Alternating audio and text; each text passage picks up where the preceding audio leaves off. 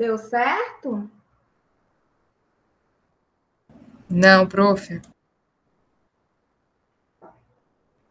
Uai, mas aqui está dizendo que deu.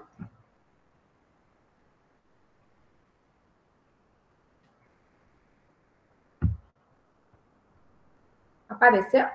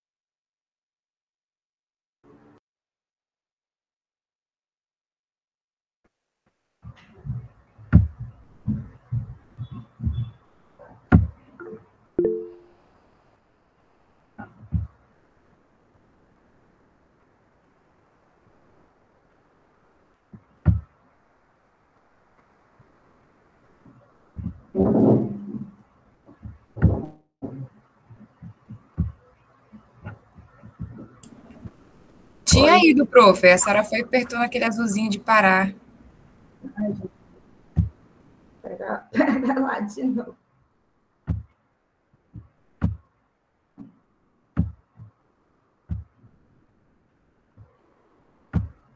Foi? Foi. Agora sim. Beleza, então vamos começar. Gente, tá todo mundo ouvindo bem, então? Sim, prof. Sim. Então, tá. Então, hoje a gente vai fazer nossa segunda aula de nefro, tá? Quando terminar a nossa aula agora, eu também vou colocar lá no Class já um caso clínico, tá bom? Que é para vocês fazerem. E aí, na próxima aula de nefro, na verdade, eu vou dar um pouquinho mais de tempo para vocês responderem, porque a próxima aula de nefro é terça-feira de manhã, né? Na outra terça, eu vou colocar um prazo lá no Class, vocês entregam, e aí a gente discute as respostas e as dúvidas, tá bom? Então, hoje a gente vai falar sobre as doenças glomerulares. Aqui dentro desse grupo, dessas doenças, a gente tem como objetivos conhecer quais são os principais sinais e sintomas das doenças glomerulares, principalmente da síndrome nefrítica e da síndrome nefrótica, que são as duas principais participantes desse grupo, né, das glomerulopatias. Embora existam outras glomerulopatias, a gente vai focar mais aqui nesse módulo, dentro dessa parte das doenças glomerulares, na síndrome nefrítica e na nefrótica, tá? Porque as outras glomerulopatias são mais raras, então acaba que a gente vai deixar aí para outro momento mesmo. E aí, avaliando sinais e sintomas dessas síndromes, diagnóstico e tratamento de cada uma delas, tá? Então, gente, como eu tinha falado lá na nossa primeira aula de nefro, a gente vai tentar subdividir as doenças que a gente vai ver nesse módulo de acordo com a parte de acometimento renal. Na verdade, com o passar, com a progressão da doença, esses sintomas acabarão se correlacionando, independente da camada ou da parte renal acometida, né? Mas, didaticamente, a gente vai separar iniciando aqui pelas doenças glomerulares. Então, dentro das doenças glomerulares, a gente tem distúrbios que podem ser herdados ou adquiridos, que são os mais comuns. Algumas vezes a gente tem doenças glomerulares, principalmente as herdadas, que a gente chama de doenças primárias, que são restritas aos rins, ou às vezes a gente tem outra doença sistêmica, mas que está causando comprometimento glomerular. Então, dentro desse grupo, a gente tem 5 grandes síndromes glomerulares. Então, a gente vai focar aqui na síndrome nefrítica e na síndrome nefrótica. Vamos falar também um pouquinho sobre a glomerulonefrite rapidamente progressiva. E para vocês saberem que dentro desse grupo de doenças glomerulares também temos aí a síndrome de trombose glomerular e outras alterações urinárias assintomáticas. Então, começando aqui pela síndrome nefrítica, o que essa síndrome quer dizer? Na verdade, essa síndrome é um processo inflamatório agudo que envolve os glomérulos renais. A síndrome nefrítica clássica, ela também é denominada como glomerulonefrite difusa aguda, que temos essa sigla aqui, GNDA, tá? E ela tem como um protótipo a glomerulonefrite pós-estreptocócica, que é a GNPE. Então, na verdade, a síndrome nefrítica, que é essa glomerulonefrite difusa aguda, ela tem várias causas, certo? A principal delas é a pós-estreptocócica, que é a que a gente vai focar mais no momento.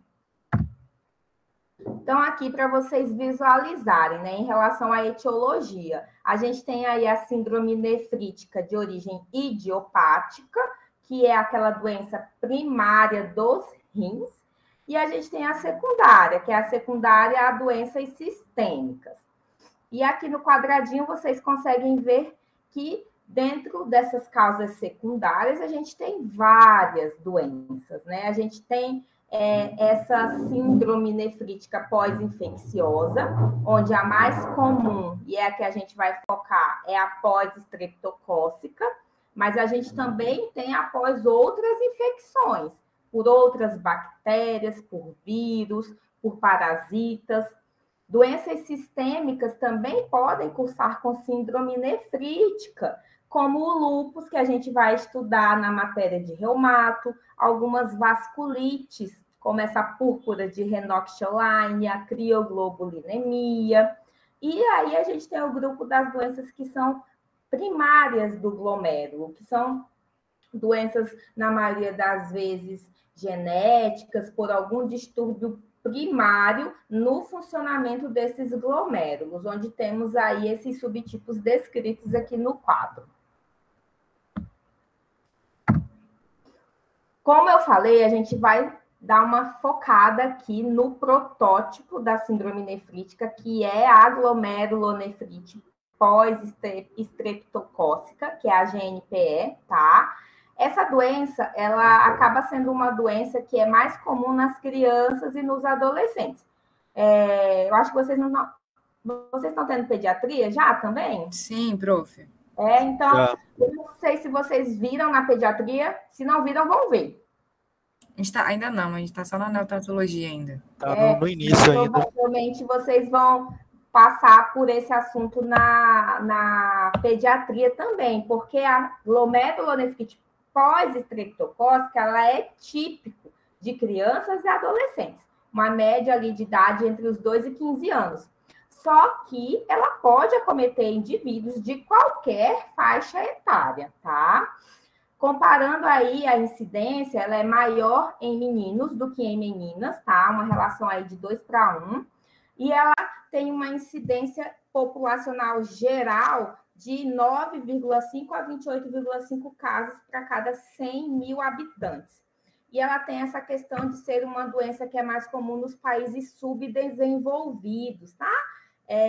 Por conta, né, de relação, às vezes, de creches superlotadas, então as crianças com infecções, com amidalites de repetição, acaba tendo uma transmissão bacteriana maior nesses países subdesenvolvidos, nas populações mais carentes.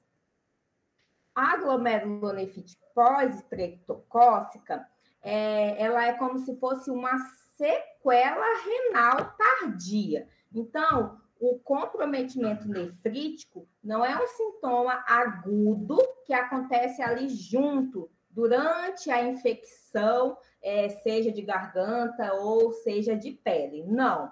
A síndrome nefrítica, ela acontece após a infecção. A gente vai ver que tem que ter obrigatoriamente um período de incubação. Então, por isso que a gente fala que ela é uma sequela renal, né? Daquele processo infeccioso que aconteceu ali previamente.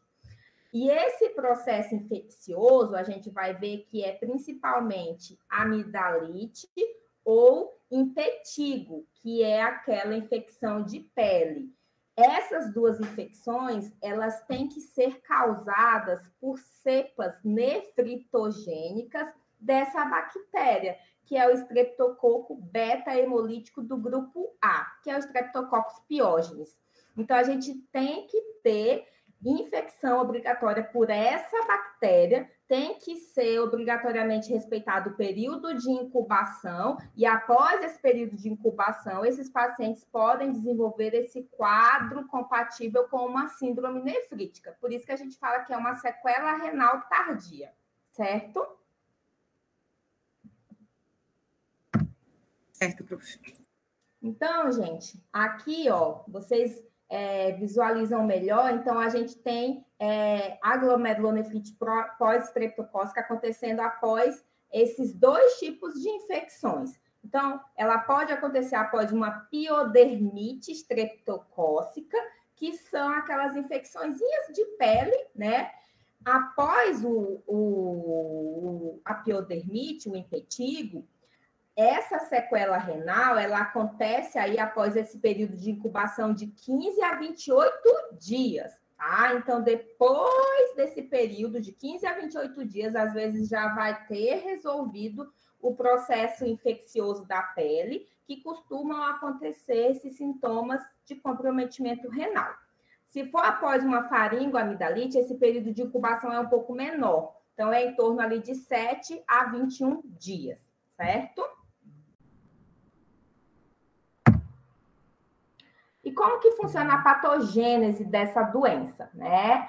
O que acontece é que a criança, o adolescente, o indivíduo que tem essa infecção por essas cepas nefritogênicas do Streptococcus pyogenes, durante a infecção, o processo infeccioso agudo, o nosso organismo, a partir ali da ação do nosso sistema imunológico, vai produzir anticorpos que irão se ligar ao antígeno da bactéria em questão, e quando a gente tem ali a ligação dos nossos anticorpos com o antígeno bacteriano, a gente tem a formação desses imunocomplexos.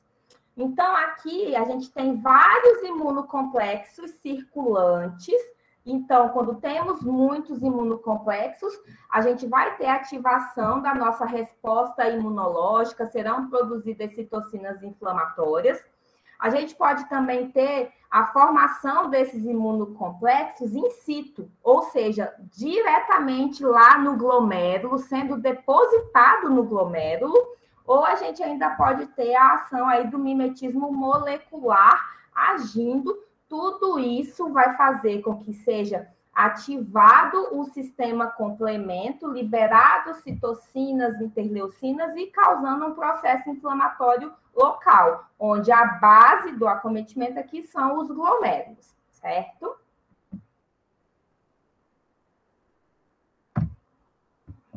Quais são, então, as principais manifestações clínicas? A maioria dos pacientes é assintomáticos, apresentando apenas algumas alterações laboratoriais. Naqueles pacientes que têm sintomas, a gente tem uma tétrade clássica da síndrome nefrítica. Então, a gente tem aqui nesses pacientes o início súbito de hematúria, oligúria, edema e hipertensão arterial.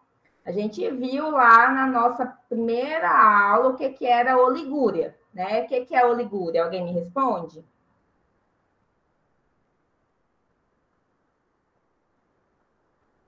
Alguém lembra, gente, o que é oligúria? É a produção até 400 ml, né, professora? Abaixo. Isso, é menor ou igual que 400 ml de diurese em 24 horas. Vocês têm que saber esses termos, tá? A gente vai falar agora só assim, se é oligúria, se é anúria. Então, deem uma relembrada lá naquela nossa primeira aula também de nefro, tá? Mas aqui, então, vocês foquem nessa tétrade, tá? Hematúria, edema, hipertensão e oligúria. Isso de início súbito. Então, vamos falar um pouquinho mais sobre essas características. A síndrome nefrítica clássica, então, ela é apresentada por essa tétrade, onde o principal sintoma deles é a hematúria, tá? Então, sempre, síndrome nefrítica, teremos a presença de hematúria, é obrigatório. Nem sempre essa hematúria vai ser macroscópica, ou seja, vista a olho nu. Na maioria das vezes, ela não vai ser macroscópica, ela será microscópica, só observada no exame de urina, certo? Mas, obrigatoriamente, temos que ter a presença de hematúria. A oligúria é quando temos aí a redução do volume urinário até 400 ml em 24 horas, e a oligúria, ela está presente em até 50% dos pacientes.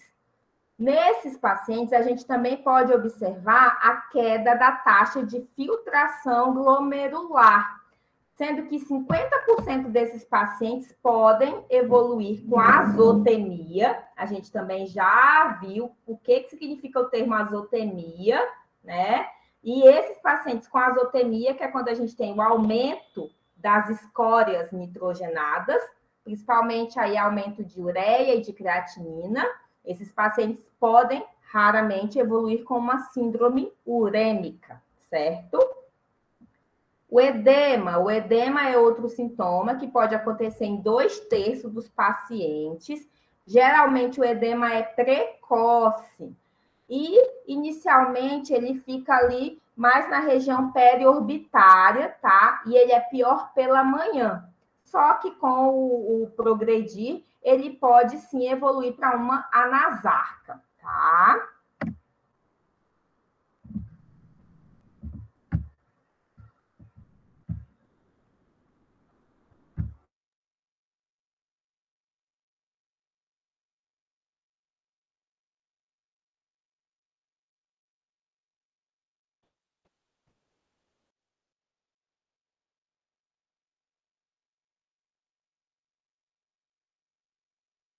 E agora, Tarek? Alguém já avisou a prof já que às vezes ela nem sabe que caiu. Acho que ela caiu.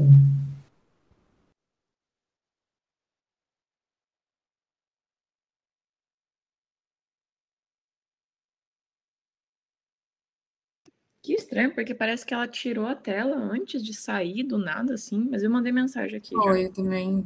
Que aleatório. Às vezes ela Precisou sair, né? de urgência, né?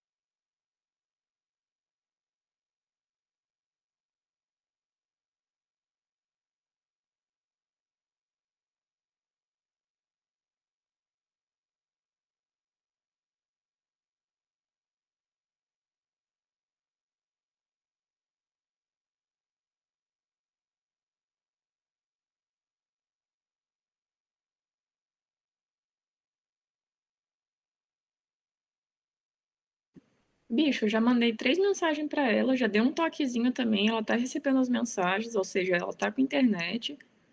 Só que, né, depende dela também. Acho que aconteceu alguma coisa mesmo. Acabou a energia! Cara, você é muito surtado, Tarek. Vai se tratar, sério. Tomou remedinho hoje, Tarek? Tá precisando, coitado. Tarek, eu te amo. Meu Deus do céu, velho.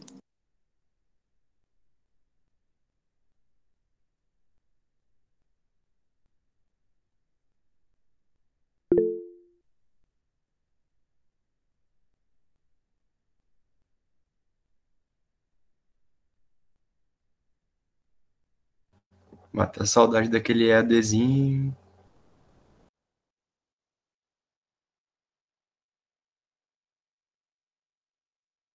Voltei, gente. Caiu aqui o negócio. Espera lá.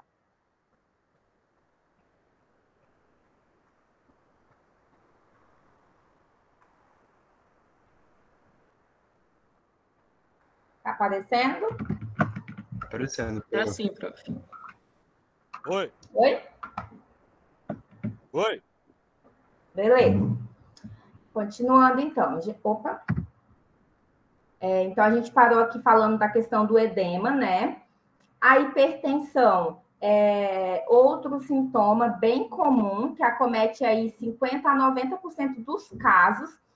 Em 50% dos pacientes, ela pode ser grave e pode evoluir com algumas complicações, inclusive, como a encefalopatia hipertensiva e o edema agudo de pulmão. Esses sintomas aqui são os principais, que fazem parte da tétrade, mas a gente tem outros sintomas que podem acontecer aí durante o curso dessa síndrome, como mal-estar, náuseas, dor lombar ou dor abdominal. Esses pacientes podem também apresentar uma discreta proteinúria, que a gente chama de subnefrótica, tá? Ou seja, não é aquela proteinúria maciça, é uma proteinúria até no máximo 1,5 gramas em 24 horas. A gente também viu o que é proteinúria subnefrótica na nossa primeira aula, tá? Essa proteinúria não é característica de síndrome nefrítica. Quando ela estiver presente, ela tem que ser subnefrótica e ela acontece só em 5 a 10% dos pacientes, tá? Agora, quando a gente tem aquela proteinúria da faixa nefrótica, aquela proteinúria maciça, que é maior do que 3,5 gramas em 24 horas, isso associado com os sintomas da síndrome nefrítica clássica, a gente acaba chamando de síndrome mista, que é quando a gente tem sintomas tanto de síndrome nefrótica quanto de síndrome nefrítica cursando de forma contínua, certo? Entenderam, gente, até aqui? Sim, prof. Sim. O diagnóstico. Então, o diagnóstico da glomerulonefrite pós-estreptocócica inclui aí, no início, as bases clínicas, né? Essa é a base de qualquer diagnóstico. Então, a anamnese, o exame físico detalhado. Então, durante a anamnese, é muito importante a gente pesquisar o processo infeccioso estreptocócico prévio. Por quê? A GNPE é uma sequela renal tardia de infecção estreptocócica. Então, obrigatoriamente, o paciente tem que ter tido ou uma faringoamidalite ou uma piodermite prévia, respeitando aquele período de incubação.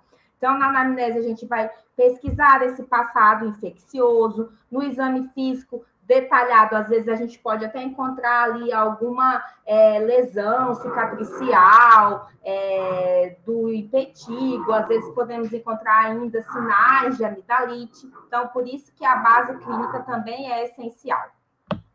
Averiguando aí a questão da história prévia, sempre respeitando esse período de incubação, como eu falei, mas a gente tem que confirmar essa infecção estreptocócica, porque às vezes a pessoa teve uma faringoamidalite foi por outra bactéria, não é só o Streptococcus pyogenes que faz faringoamidalite, né? Então, para confirmar essa infecção estreptocócica recente, podemos fazer a cultura de orofaringe, né? Fazer um swab com secreção da orofaringe e mandar para a cultura. Só que, na maioria das vezes, essa cultura de orofaringe ela já está negativa no momento do diagnóstico. Então, acaba que a gente faz essa confirmação de infecção estreptocócica prévia laboratorialmente pela pesquisa de 2 anticorpos, tá? Então, a gente tem aqui o ASLO, acho que vocês já podem ter ouvido falar desse exame, e a gente tem também a anti-DNase B, certo? Então, a gente tem a positividade desse ASLO, que é o anticorpo mais comum em 80% a 90% dos casos. E ele é positivo principalmente após episódios de faringoamidalite. Em seguida, a gente tem aí em 75% dos casos a positividade da anti-DNase B. Uma observação importante é que os níveis de aslo, eles se elevam em 2 a 5 semanas após a infecção, tá? E ele pode persistir elevado por meses. Então, ele vai caindo os valores com o passar dos meses, até anos, às vezes, ainda pode encontrar ele positivo. Então, por isso que é importante a questão desse período de incubação, porque não adianta fazer o aslo ali em todo mundo que está com faringoamidalite aguda, porque o nível desse anticorpo ele só começa a se elevar no sangue em 2 a 5 semanas, certo? Quando a gente tem aí impetigo, a gente acaba solicitando mais anti-DNase B, tá? Ele é melhor que o aslo nessas situações aqui de infecções cutâneas. E a anti-DNase B acaba sendo positiva aí em 60% a 70% dos casos pós-impetigo, certo? Outras características que contribuem aqui para o diagnóstico é a queda transitória do complemento, tá? Então, a gente avalia aqui principalmente as frações C3 e CH50. Essa queda transitória do complemento, ela é obrigatória. Então, ela acontece em todos os pacientes com glomerulonefrite aguda. Isso não é específico, então a gente não tem queda do complemento só nesse tipo de infecção. Mas, quando estamos diante da suspeita de uma GNPE, a queda desse complemento ela é obrigatória. E ela permanece por, no máximo, 8 semanas. Então, vocês estão vendo que a gente está falando muito assim de tempos, né? Aquela questão do período de incubação, quanto tempo o aslo fica positivo, aqui, mais uma vez, quanto tempo o complemento fica baixo, por que isso é importante? Essas coisas, vocês fiquem atentos, são características importantes para o prognóstico dessa doença, para a indicação de uma possível biópsia renal ou não. Então, tudo isso que eu estou falando de tempo é importante também, tá? Então, o complemento, ele cai obrigatoriamente, só que ele fica baixo por, no máximo, 8 semanas. Outra característica aqui é a gente avaliar a presença dessa hematúria, né? A hematúria, ela sempre vai estar presente. Às vezes, além da hematúria, no exame de urina simples, a gente pode observar ainda piúria, cilindros hemáticos ou cilindros leucocitários. Mas aí a gente tem que investigar se essa hematúria, ela realmente é uma hematúria de origem glomerular ou não. Porque a gente tem outras coisas que causam hematúria, né? Então, para sabermos se essa hematúria está realmente sendo originária por uma lesão do glomérulo, a gente vai precisar solicitar o dismorfismo eritrocitário. Eu também comentei isso na nossa primeira aula, tá? Então, obrigatoriamente, a hematúria de origem glomerular, que é o caso da síndrome nefrítica, vai ter a presença de dismorfismo eritrocitário. Isso quer dizer mais que 5% de presença de acantócitos, que são aquelas hemácias irregulares, tá?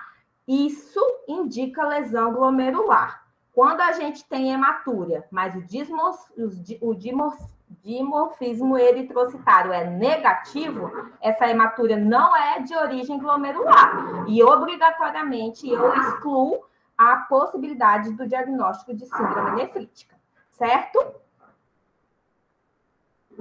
Atenção aqui às outras observações, gente.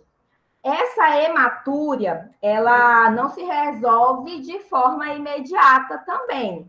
Então, a hematúria microscópica, ou seja, aquela que é vista só no exame, ela pode persistir por até 1 a 2 anos, de forma sequelar, tá? Então, é muito comum os pacientes que tiveram síndrome nefrítica, durante aí o acompanhamento, fazer um exame de urina simples, ainda ter um resquício ali de hemácias no exame de urina, tá? Isso por até 1 a 2 anos. A proteinúria, quando ela está presente naquela faixa subnefrótica, ela pode permanecer também de forma sequelar por 2 a 5 anos.